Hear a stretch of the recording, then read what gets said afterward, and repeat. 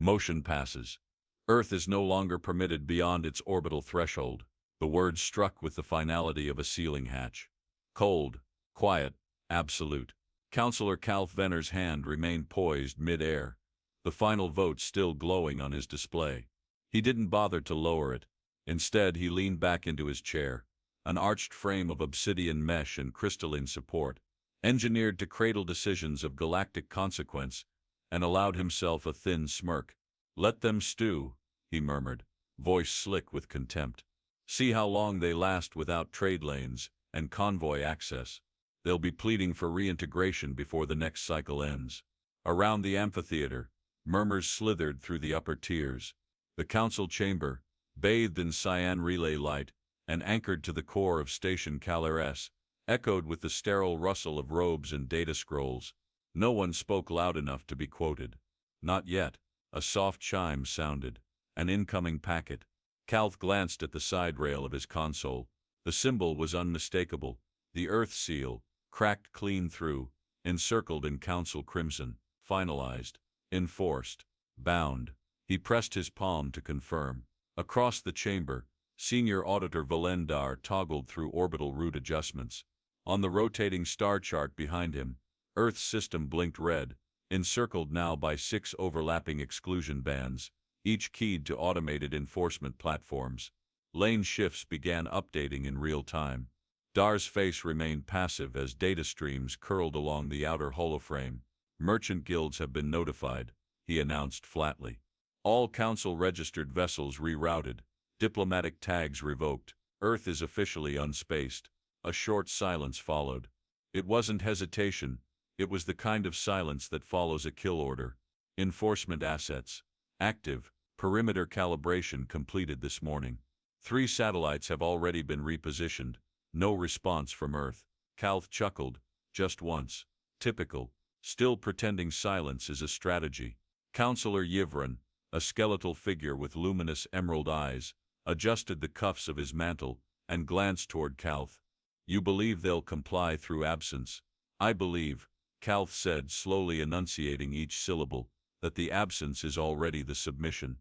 He tapped his ring against the console, bringing up the freshly minted red line map, a spiderweb of exclusion zones, wrapped Earth's system like a cage. Sector 11B23L, trade fertile, once frequented for mineral-laced asteroids, was now off-limits. A blinking signature denoted the orbital null zones, recently seeded with council deterrents. Behind him, the laser plasma display flickered to a wide-angle shot of Earth's orbit. The image froze. No traffic, no lights, not even the usual civilian shuttle swarms. "Where's the clutter?" someone asked near the back. "Decommissioned," offered another voice. "No," Dar said without turning. "It's just gone." The words lingered. They weren't ominous, just odd. An entire species doesn't just turn off its satellites. Counselor Yivran muttered, voice lower now. "They do," Calth said, "when they know they've lost." He rose from his seat, robes trailing behind him like a judge departing a verdict chamber. The laser plasma display rotated again, this time showing the official documentation. Edict 472-KR, Revocation of Spatial Autonomy, Sole Origin Civilization, signed, time-stamped, archived. "Let it be recorded," Calth said aloud, knowing the scribe droids were still listening, "that Earth in its arrogance has been reminded of its place." He tapped his console again. A ripple spread through the room, not from Calth, but from the floor. The chamber lights dimmed momentarily, then corrected. Valendar frowned. "Did you feel?" "Minor relay loop delay," came a voice from tech operations. There was a spike in subframe interference when the orbital cameras tried zooming in on their stations. "Optical or data?" Calth asked. "Both." Cameras restabilized. "But telemetry's odd. Objects are present, but signal feedback says they aren't." "Phantom readings?" "No, sir. Something's there. We just can't measure where there is." Calth's smirk faltered, then hardened into a sneer. "It's signal obfuscation. They're trying to appear clever." Another packet arrived. Valen opened it, and a slow freeze settled over his posture. He turned, slowly. "The satellites we repositioned this morning." "Yes?" Calth said, impatient. "They're no longer in our registry." "Offline? Erased?" Not just off-grid, metadata stripped, Idaho cores wiped, root directives overwritten with recursive null tags. For the first time in decades, no one in the room spoke. One of the junior technicians, a pale-skinned Karari barely past his conscription age, whispered, "That's a zero-index protocol. We haven't seen one of those since the Kaskari collapse." "Earth can't do that," Kanth snapped. "Well, Counselor," Dara said, no longer masking his concern, "they just did." The room cooled, metaphorically and literally. Station Calaris adjusted its thermal gradient by default when tensions spiked, a design protocol most had forgotten even existed. The display flickered again. A brief signal pulse had originated from Earth's Lagrange point 4, bounced through an old relic buoy, and pinged a civilian relay outpost in neutral territory. The content was one line. "You should have banned us sooner." Kanth's jaw clenched. "Trace it." "We did," replied a technician. "The transmission didn't come from a ship. It came from a spatial anchor field." "That's not possible," Kanth muttered, though the word felt hollow. And then came the final screen. A surveillance frame locked onto a familiar station, Aurora Relay 9, once used to monitor fringe activity. The frame showed the station clearly. And then, without flicker or explosion, it was simply not there, not destroyed, removed, like it had been plucked from the grid entirely. The technician at the far end of the room stood, whispering something to himself. Kanth turned. "Speak up," I said. The technician repeated, voice a notch louder, "Maybe they didn't go quiet." "Then what?" The technician looked up. "Maybe they went somewhere we can't follow." The smirk didn't return to Kanth's face. He stared at the map, the exclusion zones, the revoke permissions, the red lines. The relay was there yesterday. Analyst Rivak didn't look up from his console as he spoke, fingers flicking across the heads-up array. His breath fogged slightly in the temperature-regulated room, a subtle cue that Station Calaris's environmental dampeners had auto-adjusted again, likely in response to biofeedback readings they weren't authorized to see. Across from him, Command Liaison Vera Tull stood motionless, gaze fixed on the central feed. The laser plasma display showed the coordinates for Lagrange Sector 8. There was no image, no object, just a shifting field of spatial interference that danced like oil in fractured light. Rivak continued, voice even, almost clinical. "I ran the logs 3 times. Aurora Relay 9's signal was consistent until cycle mark 37.5. Then phase echo collapse. No explosion, no debris, just null return." Tull turned slowly. Her boots clicked softly against the slate flooring, the sound muffled as though the room itself resisted noise. "Explain that to me without jargon." Rivak paused, then leaned back. "It didn't shut down. It didn't explode. It's not hidden. It's missing, as if it was never there." Outside the station's reinforced viewport, the stars glittered unnaturally still. In the distance, the shape of a patrol vessel cut a hard silhouette against a sector shadow line. Its lights blinked in formal intervals, standard patrol rhythm, except no one knew what they were patrolling anymore. "Has Earth responded yet?" Tull asked. Not a signal, not a ping, not even static. Another voice chimed in from the upper mezzanine. Spectral analyst Idran Voss, a reclusive figure who rarely left his atmospheric chamber. He descended slowly, draped in regulation robes, data wand tucked beneath one sleeve. "I've been watching their planetary signature," he said, his voice sharp and inflected with a cadence that sounded more like reading a list than speaking. "The energy is still there, only it's layered." Tull raised an eyebrow. "Layered how?" "Not stacked. Folded. Recursive frequency warping, like a waveform tied around itself." "Is that a defense system?" Voss frowned. "It's not broadcasting deterrence. It's not trying to deceive us. It's ignoring us." A silence pulsed through the chamber. No alarm, no red alerts, just the kind of stillness that comes when no one is quite sure what not to do. Rivak spoke again, voice lower now. "We launched a recon probe toward Lagrange 8. Auto-coursed, dark trail, no transponder, just a ghost eye. Outcome: vanished 20 seconds after entering Earth's null shell. Last signal showed normal drift. Then, the feed looped." Tull narrowed her eyes. "Looped?" 3 seconds repeated, over and over. No timestamp drift. Like the probe was caught mid-thought. Voss stepped closer. "Show them." Rivak hesitated, then tapped his display. The room dimmed, The plasma panel lit again, displaying raw telemetry, a view from the probe's lens. First frame, a background of spatial static, the kind typically seen near quantum fuel gates. Second frame, a flicker of something, a structure, a displacement. Third frame, a complete absence, no stars, no blackness, just blank. Then again, first frame, again, second, again, third. The loop continued, seamless. Toll exhaled, barely audible. Was that intentional? We ran degradation tests, Rivak said. This isn't corruption, it's embedded, like the loop was placed there, deliberately. Voss folded his arms. I've seen this before. During the Velorn Rift Drift Wars, a rogue fleet folded entire sensor logs into visual echo traps to make enemy ships think they were caught in time loops. But that required field projectors. Earth has none posted. They're hiding, Toll muttered. No, Voss replied, voice tight. They're removing themselves. Rivak's console pulsed again. He tapped it, brow furrowing. New anomaly. Civilian satellite. Vanth 12 just blinked out of our registry. Destroyed. No, dereferenced. The system doesn't even recognize it as having existed. All metadata purged from primary logs. All backups blank. Toll turned to Voss. What does this mean? He didn't answer at first. He approached the central display and pulled up the spectrum readout overlay, each band colored to indicate radiation, EM discharge, atmospheric drift. Most were empty. One pulsed softly, a violet-red oscillation unlike anything in standard council records. Voss tapped it. The signal was faint, incomplete, like a ripple struggling to resolve its own origin. What is that? Toll asked, stepping forward. Voss didn't look away. That is the signal of something that's no longer interested in being found. For the first time since arriving, Toll felt the room constrict, not physically, but in awareness, like someone or something was watching through the static. Rivak pulled up a final set of readings. We pinged the Earth orbital shell again. No reply, but something responded. Toll glanced at him. Define something. He expanded the waveform. It wasn't a signal in the traditional sense. It wasn't even communication.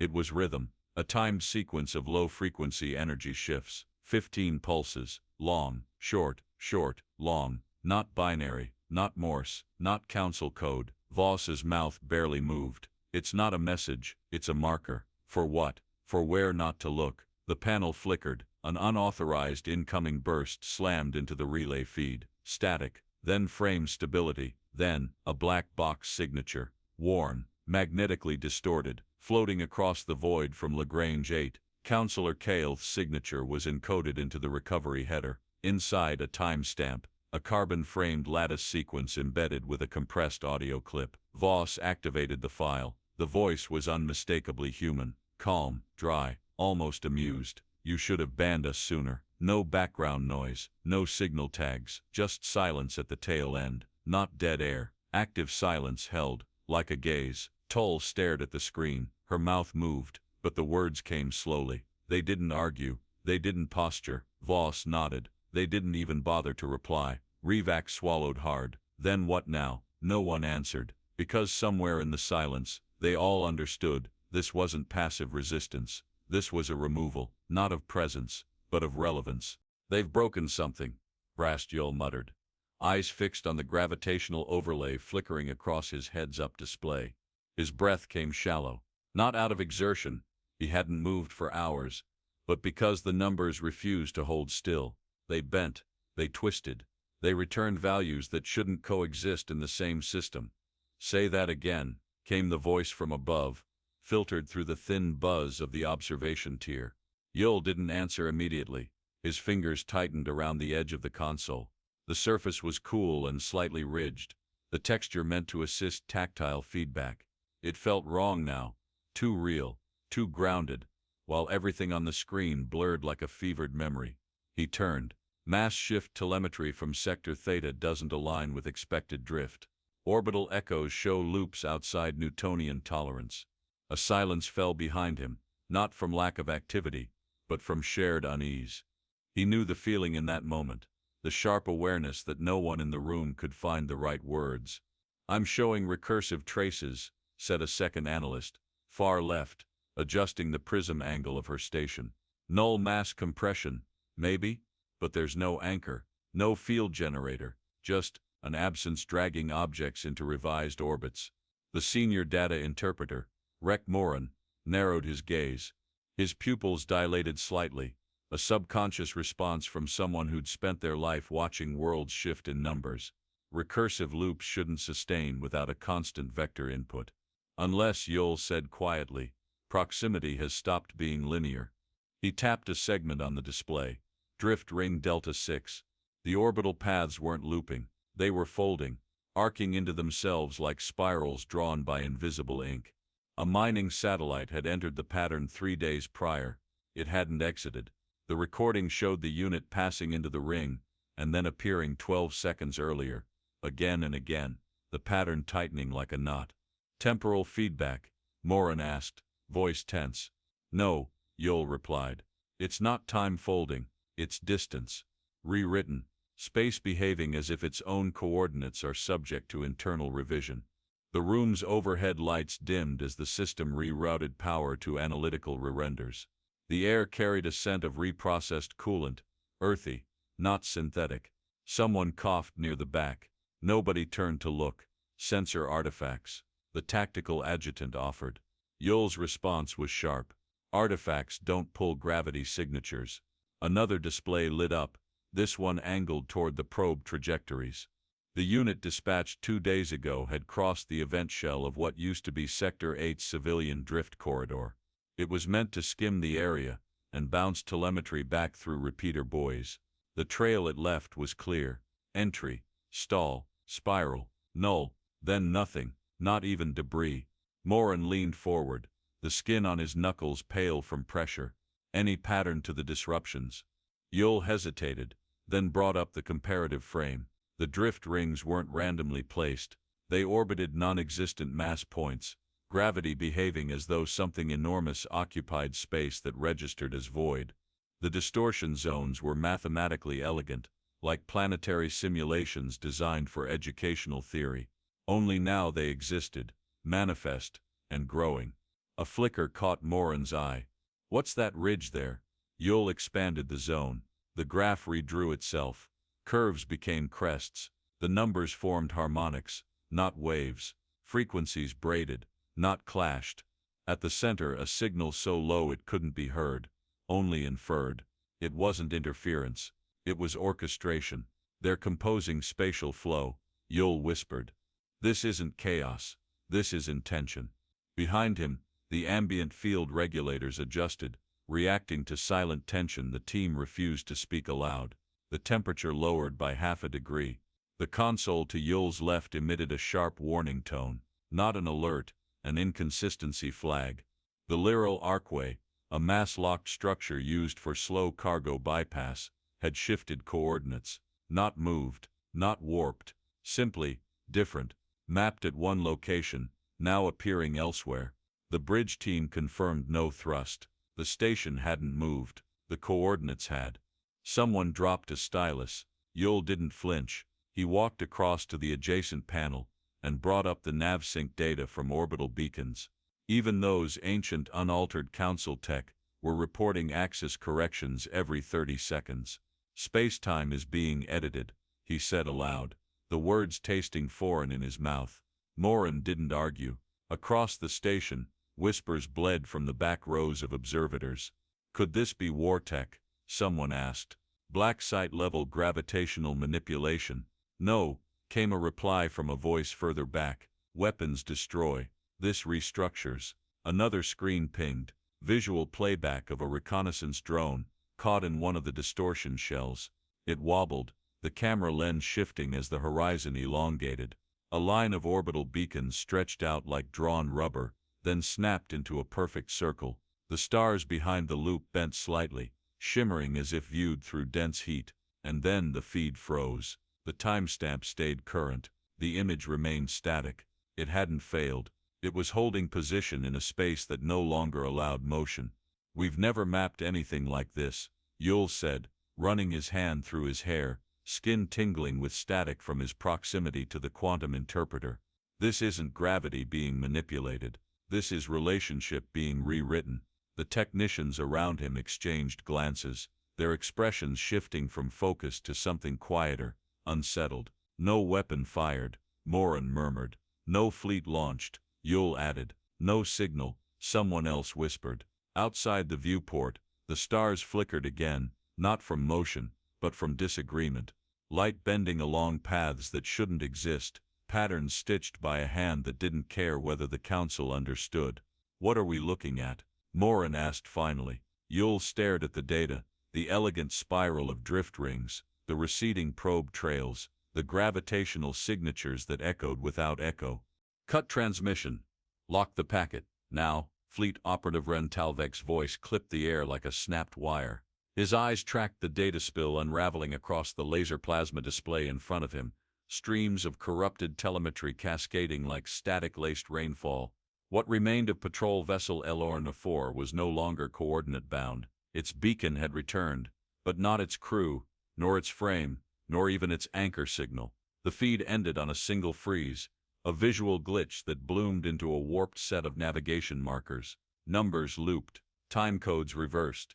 The echo came in threes, no origin, just coordinates repeating without inflection, as if space itself had been fed through a broken translator and spat out syllables in monotone. Across the command bay aboard the Council flagship Terex Summation, Admiral Merik watched with an expression that did not move, but also did not blink. 3 vessels, gone, no distress beacon, no debris, no sensor alert, just holes where movement had once been. A junior tactician across the tiered platform tapped nervously at his interface, gloves creaking under subtle stress. "Sir, I've cross-referenced all recent trajectories. There's a pattern in their alignment near Lagrange 8. Speak directly," Merik said without raising his voice. The tactician nodded. Each disappearance occurred on the fringe of drift rings formed after Earth's mass realignments. Their vectors converged along a shared resonance corridor. "I believe they weren't destroyed. They were relocated." "To where?" Merik asked. "I don't know. The signal breaks before re-entry can be measured." Merik exhaled once, and turned to the projection of the deployment grid. His voice remained even. "We need a saturation scan. Layer all return echoes. Remove known harmonics. I want the interference mapped." "Yes, Admiral," but no one moved right away, because below the analytical clarity, a deeper understanding was beginning to spread. Earth wasn't defending anything. It was controlling the definitions of what could be approached. The heads-up overlay flickered again. The metadata from the last decoy signal, retrieved near Drift Corridor 11A, had been stripped of command string. Its payload, barely readable, contained one block of text. Not a warning, not a claim, just "Do not follow your maps." "We don't." Merik closed the display. "Prepare Directive Echo Vault." One of his senior aides blinked. "Admiral, I'm aware of what it is." He turned to face the full chamber now, addressing the room, not just the systems. "I want subfleet Ravel detached. 5 ships, no transponders, deep silence protocol, launch them into radial orbit,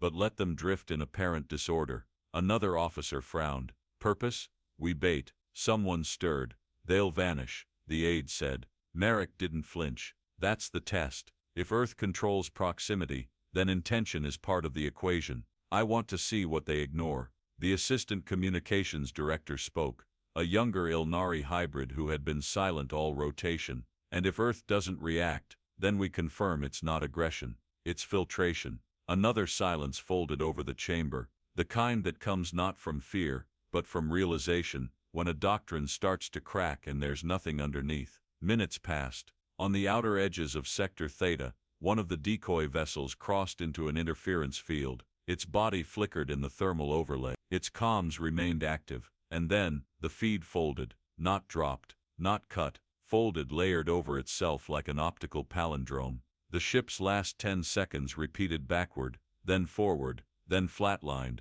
The star pattern behind it reversed orientation, not flipped, rotated in non-Euclidean curvature. The vessel did not explode. It simply ceased contextual relation. The system stuttered. One final return packet arrived, riding on a low-frequency tone that couldn't be processed, only registered as a vibration across the deck plating. One line blinked into view. "Mapping error. Origin not applicable." Merik straightened. "I want active scans ceased," he said. "Sir, they're not trying to hide." he said. They're trying to remove their location as a concept. He stepped from the console, coat brushing the edge of a guidance rail as he descended to the lower deck. They've nullified proximity. What we think of as range, direction, motion, Earth doesn't need it anymore. If we go toward them, they erase the motion. He stopped at the central helm node. His voice dropped. They're not passive. He gestured to the relay tower models. 4 of them had recently shown structural instability. Inspections returned nothing. Just scaffolding, empty husks, still warm from energy flow, but with no internal systems. Panels clean, undisturbed, as if gutted without entry. Their building absence as an infrastructure. The last display still looped. 3 sets of coordinates, 3 tones, then silence. Then the 4th line appeared, uncommanded. Do not enter undefined space. It wasn't a threat. It was a declaration of conditions. Merik tapped the message to archive it. Earth has achieved something else entirely. Which is? The aide asked softly. They've removed the consequence of detection by removing the relevance of place. He paused, eyes narrowing at the drift shell rotating silently on the tactical schematic. They haven't vanished. They've made our concept of finding them obsolete. Why did the signal activate from a sealed archive? Senior Archivist Telvin Oss stood before the Council's central tribunal, his voice caught between inquiry and disbelief.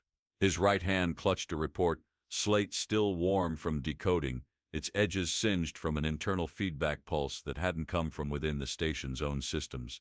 Across the upper tiers of the circular chamber, the counselors said nothing. Not out of dismissal, but from something colder. Anticipation. Every head was turned toward the central laser plasma display, where the transmission still looped in a frozen buffer. It hadn't come through any relay. It hadn't been picked up from a fringe node. It had opened within their own archival database, and it had overwritten access hierarchy. Play it again, Calth Venner ordered, his voice tighter than it had ever been. The technician adjusted the frame rate, a black background. Single data lock, authenticated with Council encryption protocols, except it bore no Council signature. Then a face, human. A man with lined features, hair like scorched snow, eyes that held neither malice nor apology, just weight. His posture was steady, expression unreadable, voice flat, yet every syllable fell like a hammer on crystal. I am Tren Vosk, representative of Earth's distributed legal doctrine. The chamber remained silent. No one had ever heard of such a title. We acknowledge the Galactic Council's spatial sanction as both legitimate and overdue. Calth frowned. We further acknowledge your efforts to restrict Earth's navigational reach, trade vectors, and diplomatic pathways. Vosk paused. The feed contained no distortion, no signal decay, no background ambiance. It was the cleanest transmission they'd ever received, and none could trace its origin. In accordance with Earth's internal sovereignty revisions, Vosk continued, we hereby submit Article 0 of the writ of irrelevance. The phrase sparked a ripple through the ranks, not from recognition, but from its unclassified absurdity. Vosk continued, unfazed. We no longer operate within Council-validated spatial metrics. We no longer recognize the gravitational constraints defined by interstellar agreement. Coordinates, as understood by Council law, no longer apply. His voice did not change tone. We are not hiding, we are not exiled. We are simply elsewhere. The heads-up panel beside Calth lit up with motion. A map unfolded, lines drawn not across sectors, but through gravitational anomalies. Vectors spiraled into themselves. Certain zones flashed with labels in Earth Standard Latin, excised from relevance. Every major Council corridor now had ghost sectors tagged in place, places where ships vanished, where data could not hold, where observation produced contradiction. A line of text burned beneath the image. We've stopped using your coordinates. The video resumed. This is not an act of hostility, Vosk said. This is a declination of shared framework. Your sanctions were structured under assumptions of mutual context. That context no longer exists. The map updated again. Dozens of Council systems with distorted spatial measurements now carried Earth's seal, not as ownership, but as untethered domains. We submit no appeal. We offer no negotiation. We are not seeking acknowledgement. Calth leaned forward, knuckles white against the chair's armrest. You will find in time that all enforcement systems targeting Earth-defined zones, will begin failing not through sabotage, but through conceptual incompatibility. Vosk's eyes never shifted. Distance, range, direction, these are assumptions we've revised. You may continue measuring, you may continue observing, but your coordinates will not locate us. He blinked once. The writ of irrelevance has been enacted. The screen faded. No exit tag, no return feed, just darkness. A return feed, just darkness. A moment later, the chamber lights rose, reacting to the sudden lack of sensory input. The silence that followed wasn't confusion, it was displacement. Counselor Tharin of the Halari delegation finally stirred. Is there a threat contained in that message? No, Calth replied, which is why it's worse. In the upper review deck, Yil Sarn, chief astrophysical strategist, closed her terminal. They've redefined operational reality. We've sanctioned them based on presence. They've invalidated presence as a measurable construct. Across the floor, Telvin Oss spoke, the shake now gone from his voice. Our laws don't apply if their coordinates don't exist. That's not lawlessness, Tharin said slowly.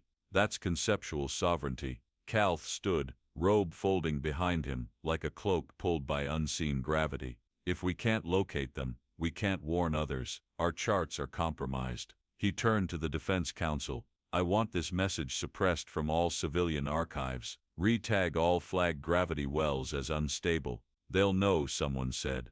I know, Calth answered. But let them fear anomalies, not irrelevance. The technician monitoring deep space mapping protocols raised a hand. New issue, sir. Speak. All vessels in proximity to marked Earth null fields are experiencing telemetry cascade, not failure, rewriting. Our navigation AI just received a reroute command from its own predictive model. From what source? None. It generated it, to avoid transit through an area marked void consistent. Yil Sarn stepped forward. They're embedding irrelevance into our predictive frameworks. Calth paused, then muttered, they're not just gone, they're spreading absence. Nobody replied. The message had ended 20 minutes ago, but across hundreds of council-aligned outposts, the same phrase began appearing on systems that weren't connected. Your map is not our territory. You're not supposed to be here. The archivist's voice barely broke the static hum of the declassified vault, but the man before him didn't turn. Instead, he remained still, eyes fixed on the shifting lattice of the blueprint embedded inside the carbon chamber. The slab wasn't glowing, but it radiated clarity, layers of intersecting lines folding over themselves, vanishing into dimensions that couldn't be rendered without collapsing the viewer's assumptions. Commander Relicon didn't apologize. He had clearance now. Post-writ, most of the Council's defenses had reoriented toward containment instead of reaction. What remained was observation, and this, according to the latest internal protocols, was considered necessary review. Is that the original? The archivist sighed. There was no copy. Khan stepped closer, boots catching on the adhesive grid beneath his feet. The temperature dropped slightly, as if the object absorbed ambient certainty. He leaned in, watching the shape reorganize itself based on his gaze's angle. The silence engine. A phrase scrawled in Vel's own notes. Not a code word, a truth. No propulsion, Khan asked quietly. None in the traditional sense, the archivist said, walking around the chamber's edge. No thrust, no reaction force, no temporal offset. It doesn't move. Khan frowned. Then what does it do? The archivist placed a palm against the console, activating the log interface. The heads-up panel blinked once, then revealed a faded entry log, one of only 6 ever recovered. Feely, Vel/Intri 3, timestamp irregular, local subjective frame reference. You think speed is the limit, that the stars demand effort. But what if distance wasn't the enemy? What if it was optional? Khan listened, breath tightening as the voice of Thuran Vel filled the chamber, calm, inquisitive, stripped of grandeur, like someone thinking aloud in an empty corridor. I stopped measuring by acceleration years ago. You can't break light when light is just another term for delay. Instead, I built around silence. The panel displayed the substructure, rings within rings, fractal compression fields wrapped in recursive null zones. The internal code translated nothing. It ran without interface. The archivist stepped back. He never filed patents, never held tenure. He submitted one draft paper to a closed-circuit engineering forum 12 cycles ago. No one read it. They assumed it was poetry. Was it? Khan asked. The archivist shrugged. Poetry doesn't erase navigation charts. Khan's attention turned to the inner shell. It shimmered, not with light, but with disagreement, edges refusing to hold shape for longer than half a second. A rhythm to the defiance. Vel hadn't engineered propulsion. He had eliminated the conditions that required it. Why was it called the silence engine? The archivist folded his arms. He wrote once that silence was the only constant. Everything else, heat, noise, color, location, could be warped or mimicked. But silence could not be faked. It had no signature. A second log loaded automatically. Feely, Vel/Intri V. I tested it with unmanned shells at first. They vanished, yes, but not randomly. They went inward. They didn't explode. They didn't drift. They found proximity within themselves. That's when I understood. We never needed to conquer space. We only needed to stop naming it. Khan turned, slowly. Is this what the Council feared? No, the archivist said. They feared war. This isn't conflict. This is evolution without permission. Across the vault, backup frames showed the replication architecture. Earth had deployed nearly 100 variants of the node, each embedded within seemingly inert satellite husks. But instead of broadcasting location, each node absorbed its own frame of reference. Space bent not because of pressure, but because context was removed. They disappeared because they didn't want to exist on terms they hadn't chosen. Khan muttered. The archivist nodded. That's what the writ meant. The silence engine wasn't about transit. It was about agency. If you can't find us, it's because you're using coordinates we don't accept. The commander's gaze dropped to the base of the chamber, where a single phrase was etched in polymer.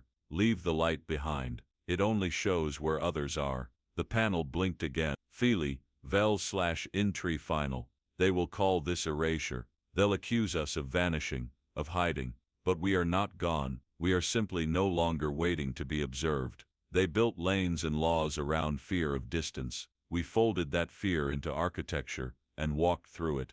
Khan closed the log. Cut drift stabilizers. I want raw descent. Admiral Merik's voice landed like weight dropped into shallow water. No echo, just impact. The crew aboard the Toric Summation didn't flinch. Orders were no longer requests, and in the last 40 hours, hesitation had become a liability. The silence zone loomed ahead. Not space, not void, just subtraction. Beyond the forward viewport, stars gave way to something that wasn't darkness. It was absence textured like velvet drawn across the mind. The nav grid refused to resolve. Orientation slipped. No celestial drift. No light pollution. No context. The ship's heads-up arrays shimmered with fragmented data. Coordinates jittered. Internal clocks slowed, then idled. Instruments still functioned, but they no longer measured. From the bridge record, ship log Toric Summation, vertical bar entry, 312 submitted by Nav Officer Ryle Van, past Mark 22 into the quiet field. Sky turned inward. I don't mean black, I mean absent, like the stars forgot how to exist. Compass displays looping cardinal inversion. Distance now reads as irrelevant. Internal timers stuck at 4:07. It has been 31 minutes since they froze. Merik stood at the command rail, hands clasped behind him. The deck vibrated, not from movement, but from the argument between system logic and observed reality. The deck plates resisted recalibration, unable to find a center. A voice from comms. We lost contact with the Varan-class wing at Point Delta. How? They didn't go offline, the tech said. Voice thin. They went off definition. Merik didn't blink. He leaned forward and tapped the central display. Maintain descent. We breached the inner threshold manually. In his private log, later recovered. Command entry. Merik/hold 1 orders issued. Descent maintained. Silence not threatening, yet unwelcoming. It has the feeling of a memory removed by force, not pain, not fear, just unreality. I expected traps, decoys, maybe even deflection arrays. But this is architecture without intention. Deck lights dimmed, not from outage, but submission. Systems obeyed protocol, but refused to interpret anything beyond static. Merik turned toward Van. Are we moving? Technically, yes, but relative to what I can't tell, we're somewhere and nowhere. We haven't changed position, but we're no longer where we were. That's when the sky fractured.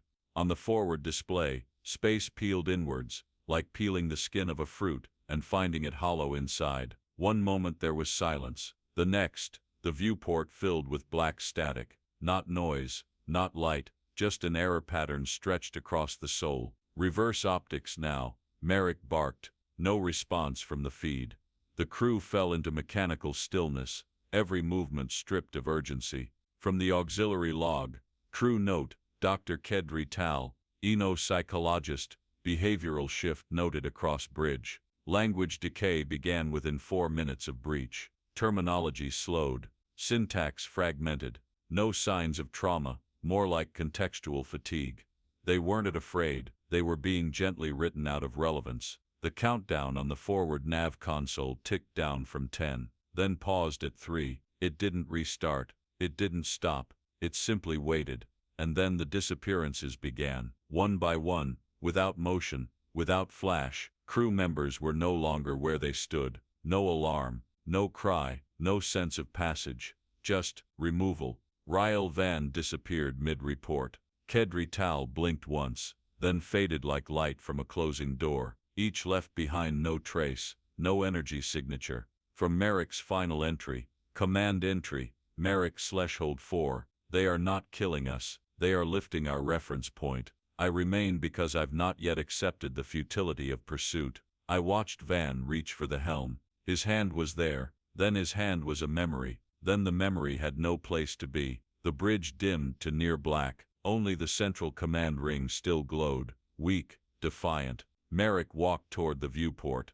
The static now pulsed, not randomly, but rhythmically, like a breathless heart. He whispered to no one, "You've rewritten the border." Then his reflection vanished, not his body, his reflection, and with it his presence no longer cast back on anything. He still stood, but the space no longer acknowledged him. That was when he understood, he had already crossed. Final log snapshot, ship ID lost. Do not send more, do not chase, they do not erase us, they let our definitions dissolve. There is no confrontation here, only finality, whispered politely. The ship continued drifting, except by every metric known to the Council, it had never entered. Only Admiral Merik remained, but not where anyone could follow. Sector Alpha 3 is gone. The declaration came without emotion, as if announcing a late report or a minor delay in cargo clearance. But the meaning unraveled in the silence that followed. Every face in the cartographic core turned toward the central platform, where the laser plasma display had frozen mid-render. Gone didn't mean destroyed.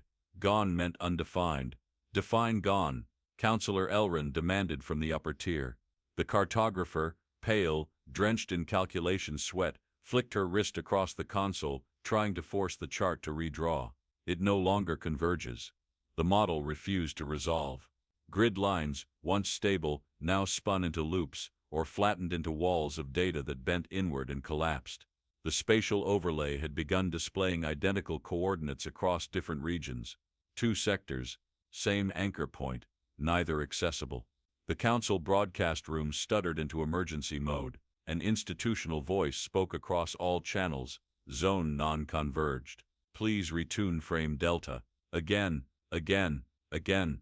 Academic voices rose from the observation bank. This is computational feedback. A recursive loop. No, it's relational collapse. The frame delta isn't wrong. There is no frame. From the logistics end, Brast Yol tapped into the drift record stream. He hadn't spoken since Merik's fleet vanished. He hadn't left the core either, drinking nothing, ignoring rest. He just stared at drift rings and plotted silence patterns like poetry lines. Now he stood. "Send me," he said flatly. Heads turned. Yel Sarn, still monitoring the last triangulation from Merik's lost path, blinked. "Into a non-converged zone. I need to verify something," Yel said, already keying in coordinates on a remote drone pad. "They're not distorting data, they're altering interpretation. I want to see what space looks like when it forgets what it was mapped to be." A pause. "Take a ghost recorder with you," Sarn said quietly. "No active feed, just imprint echoes." Yol nodded once and left the chamber. He was never heard from again. 37 minutes after entry into the drift shell, the drone returned, half its logs scrambled, the other half blank. No transmission, no radiation spike, no visual feed, just one static frame captured before the relay broke. A shape, indistinct, folded, mirrored back on itself. Not an object, not an anomaly, just a folded region of space, cradling its own coordinates like a secret. Below the image, the system had automatically tagged the footage with a default header: zone, unknown, known, coordinate, null, relation invalid. Counselor Elrin ordered a second mapping run. The request was refused by the system itself. Every relay array across 8 sectors began returning blank star maps with a watermark that hadn't been there before. Map suspended, local definition denied, emergency protocols activated. Dozens of relay stations began returning inconsistent drift reports. Outposts swore they orbited stable moons, but the celestial bodies were no longer present in the navigation grid. Some moons showed up twice, others had migrated without moving. The council convened in session. Arguments broke out. "This is sabotage," declared one. "A signal war." "No," said another, fingers drumming a heads-up schematic. "This is foundational collapse. Our tools aren't broken. Our metrics are." From the deep study node at Calaris Station, a quiet voice joined via internal link. They never needed faster ships. They needed space to be indifferent to pursuit. The speaker was Real Khan. He hadn't spoken since the writ was delivered. "They didn't run," he continued. "They unhooked their civilization from coordinates we controlled, and now, every attempt to reassert relevance causes spatial contradiction." The chamber fell quiet as reports kept filtering in. A mining rig returning to base arrived 0.2 seconds before it launched. A diplomatic shuttle never left hangar, but triggered a gravitational footprint in an unconnected system. A training station recorded 3 simultaneous versions of itself, each reporting slightly different star patterns. They stopped arguing when the central time beacon stalled, not slowed, not halted. It simply refused to register the passage of time inside mapped sectors. Sector clocks kept blinking, but never advanced. From the telemetry station came a final report. "Our maps now display echoes, not locations. Space behaves like a conversation no longer spoken. The silence is not absence, it is the refusal to share definitions." The debate ended mid-transmission. A static burst split the feed. On every terminal, across every station, one sentence blinked in white text over black: "Your frame has been rejected." "They're not hiding," said historian Rev Semple. Voice low, hands trembling slightly as he gripped the final scroll from the council's central archive. "They've made the concept of being found obsolete." The chamber around him flickered, twilight bleeding through windows that no longer opened to a definitive star field. The dome's transparency had failed days earlier, not due to system errors, but from lack of locational input. The capital's orbital anchors reported stable mass, yet drifted across unaligned lattices. Coordinates reported themselves as null. The planet below still cast shadows, but the sun no longer had an agreed position. The silence wasn't quiet anymore. It was doctrinal. Counselor Elrin stood at the remnants of the display dais, surrounded by advisors who no longer issued recommendations. The map that once charted trade flows, dominion sectors, and navigational alignments now looped a blank field labeled Converged Unknown.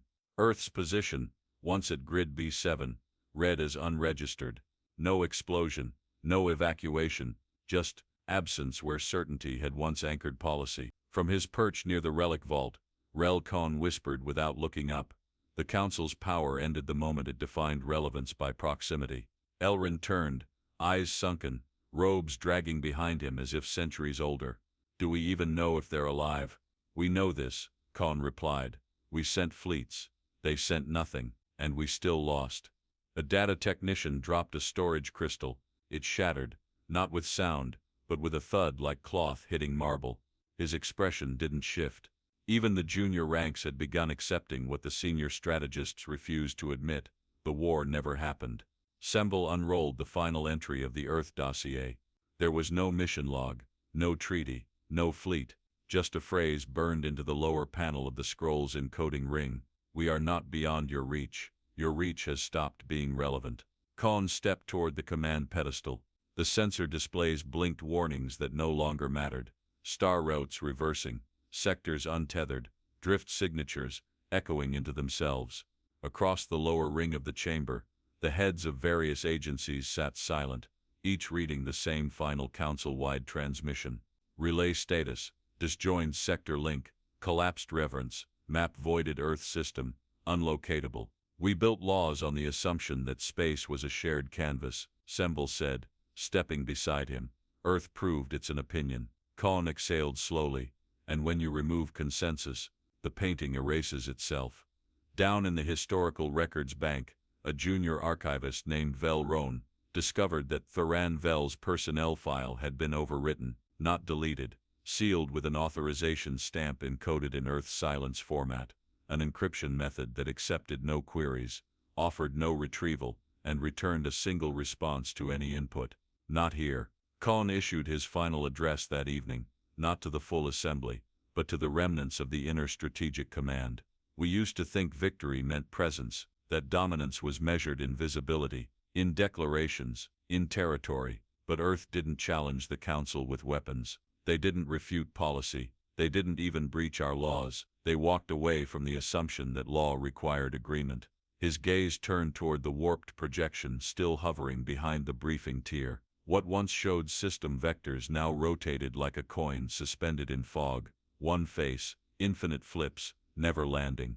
And what happens when the most powerful civilization in known history learns how to make presence optional? Silence. Then Khan answered himself. They stop being something you can command. They become something you remember, and remember wrongly. Elrin pressed his palm to the override console, attempting to update the core protocol registry. Council Charter Revision 0001A. Access denied charter. Location, undefined document. Status, void. The seal glowed red, then dissolved mid-frame. We've lost more than a territory, Semble said. We've lost the ability to define one. Across the outer systems, merchant routes terminated with error messages. Asteroid mining zones now curved inward, returning on themselves. Scout ships returned early, claiming their journey had no measurable duration. Some whispered that time itself resisted mapping near the silence corridors. Others claimed the stars were blinking out, not dying, just refusing to acknowledge a witness. Down in the diplomatic registry, the ambassadors' rosters were updated for the first time in 9 days. Earth's diplomatic seat wasn't listed as vacant. It was listed as unsubscribed. Vel Rohn sat in the archives alone that night and reviewed every interaction Earth ever had with the Council. Trade requests, cultural exchanges, disputes, mediation. Each file ended not with closure, but with an unresolved notation. Then, one by one, the system redacted them automatically. Nothing malicious, just withdrawal, like a neighbor removing their name from a directory. Semble's final entry in the historical codex read, "They left without leaving. Their silence outlasted our structures. They were never on the map. The map was temporary." As if to confirm that truth, the primary archive closed itself. No alarm, no lockout, just a blank screen and a note, query invalid, object. No longer defined. The Council didn't disband. There was no ceremony, no revolution, just quiet, a different kind, one that pressed against the skin from within. And Earth? It didn't win a war, it made war irrelevant. In the end, there was no sound, no confrontation, no final shot, only absence with agency, only the realization that, when given a sanction, Earth didn't rebel. They redefined where rebellion could even occur, and by the time the galaxy looked back, they weren't there.